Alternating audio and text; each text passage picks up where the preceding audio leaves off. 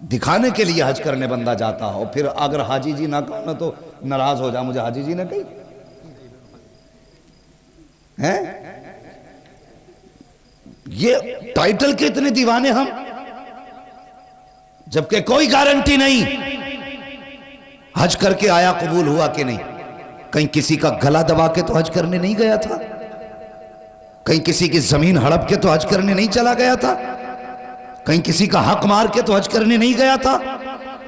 कुछ पता नहीं, लेकिन पूछ इन कुरान वालों की शान। अल्लाह क़यामत में हुक्म देगा, फरिश्तों जाओ कुरान वालों को तलाश करके लाओ। फरिश्ते कहेंगे मालिक इतने बड़े मैदान में कुरान वालों की पहचान कैसे की जाएगी कि ये कुरान वाले हैं या गैर कुरान वाले हैं। अब क़यामत के दिन इनकी पहचान बताई जा रही है। रब फरमाएगा जाओ जाकर के अहले महशर के मुंहों को सूंघो, जिनके मुंह से मुझको अंबर की खुशबू आ रही होगी वही वो कुरान वाले होंगे, वही इस्लाम वाले होंगे।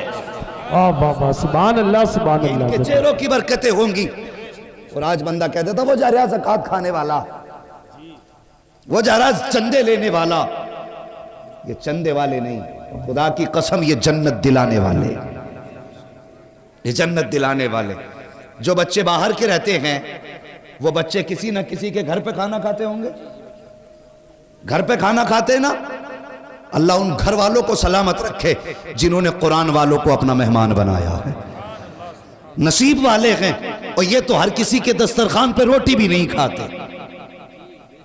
हाँ, इसलिए कि इनकी ड्यूटी खाने की न मैं लगा सकता हूं, न कारी साहब लगा सकते हैं, न नाजिम साहब, न शायर साहब, कोई नहीं लगा सकता।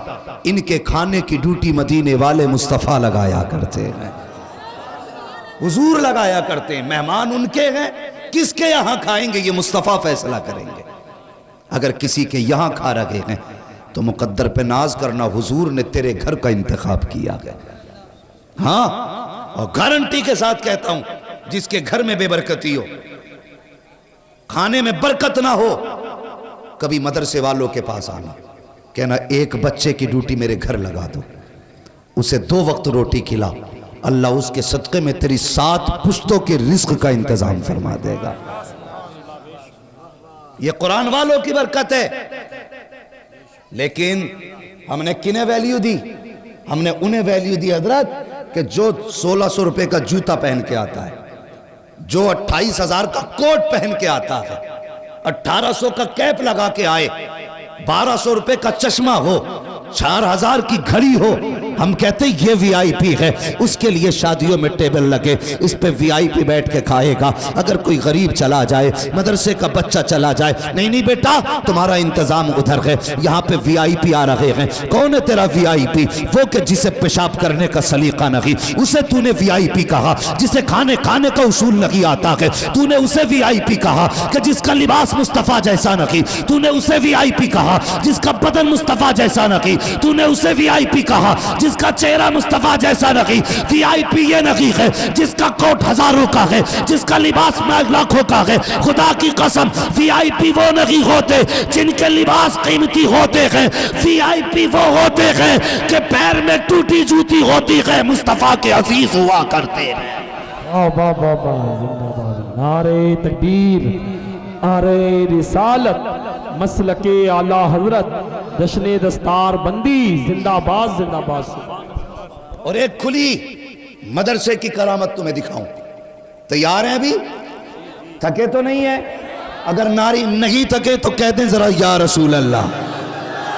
अल्लाह सलामत रखे। ओ भाई, मैं अगर बिहार बंगाल चला जाऊं वहां हंगामा हो जाता। और ये सोशल मीडिया वाले, ओ भाई इनकी हेडलाइन से भी बड़ा डर लगता है।